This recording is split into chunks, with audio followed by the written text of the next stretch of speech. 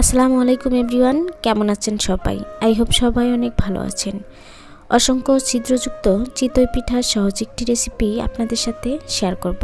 করছি আমার অন্য সকল রেসিপির মতো এই রেসিপিটিও আপনাদের ভালো লাগবে।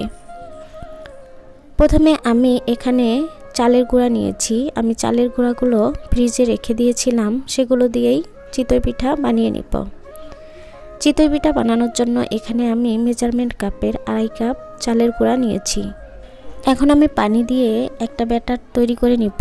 আর আমি যে ব্যাটারটা বানাবো সেটা কিন্তু ঠান্ডা পানি দিয়ে করে নিব না, অবশ্যই হালকা কুসুম গরম পানি দিয়ে ব্যাটারটা করে নিতে হবে। পানির মধ্যে এখন আমি দিয়ে দিলাম পরিমাণ মতো লবণ। আর আমি হাত দিয়ে দেখাচ্ছি পানির গরমটা কেমন। এখন আমি পানিগুলো এর মধ্যে দিয়ে দিব। একবারে পানি দিব না, আস্তে আস্তে পানি দিয়েই আমি ব্যাটারটা করে নেব। একবারে পানি দিলে দেখা যায় অনেক সময় পানির পরিমাণটা বেশি হয়ে যায়, সেজন্য আস্তে আস্তে পানি দিয়েই আমি ব্যাটারটা করে নেব।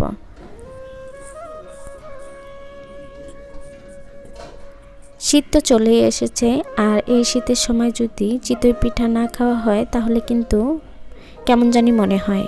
আশেপাশে সবাই দেখছি চিতই পিঠা বানাচ্ছে, চিতই পিঠা রেসিপি দিচ্ছে, সেজন্য আমিও ভাবলাম আমিও একটা রেসিপি করে আপনাদের সাথে শেয়ার করি।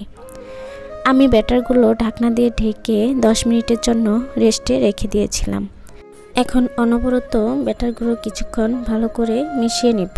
আর এটা যতক্ষণ মিশাবেন চিতই পিঠাটা ততই ছিদ্রযুক্ত হবে আর ততই পারফেক্ট হবে। এটা কিন্তু অবশ্যই সময় নিয়ে করতে হবে। আপনাদের সাথে ছোট্ট একটা টিপস শেয়ার করছি। আপনারা যখন চিতই পিঠা বানাবেন সেই সময় কিন্তু পানিটা অবশ্যই হালকা কুসুম গরম করে নেবেন।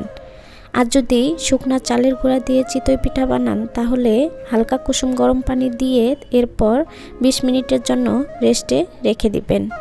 এতে করে কিন্তু চিতই পিঠাটা অনেক পারফেক্ট হবে আর অসংখ্য ছিদ্রযুক্ত হবে। যাই হোক, আমার ব্যাটারটা করে নেওয়া শেষ। এখন আমি চুলায় একটা তাওয়া বসিয়ে দিয়েছি। আপনারা দেখতেই পাচ্ছেন আমি কিন্তু চিতই পিঠা মাটির তাওয়ায় বানিয়ে নিব। আমি এখানে পরিমাণ মতো ব্যাটার দিয়ে নিয়েছি আর দেখুন কতগুলো ছিদ্র হয়েছে। এখন আমি একটা ঢাকনা দিয়ে ঢেকে দিব।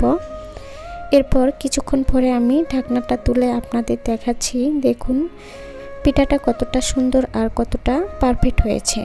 একটা পিঠা আমার ভেজে নেওয়া শেষ, এটা এখন আমি তুলে নিচ্ছি। ঘরে থাকা অল্প কিছু উপকরণ দিয়ে খুব সহজেই ঝটপট করে বানিয়ে নিতে পারবেন অসংখ্য ছিদ্রযুক্ত চিতই পিঠার রেসিপি আমার এই রেসিপিটি ফলো করলে। যাই হোক, আমি এই পিঠাটা তুলে নিয়ে আরেকটা পিঠা বানিয়ে নিচ্ছি। আমার এই সহজ সুন্দর চিতই পিঠার রেসিপিটি যদি আপনাদের ভালো লাগে তাহলে প্লিজ আমাকে কমেন্ট করে জানাতে ভুলবেন না। আর আপনারা যদি ছোট্ট একটা কমেন্ট করেন তাহলে দেখা যায় ভিডিও করার উৎসাহ আরও বেড়ে যায় আর আমাদের সামনের দিকে এগিয়ে নিতে সাহায্য করে। দেখুন আমার এই পিঠাটাও ভেজে নেওয়া শেষ, আমি এটাও এখন তুলে নিচ্ছি।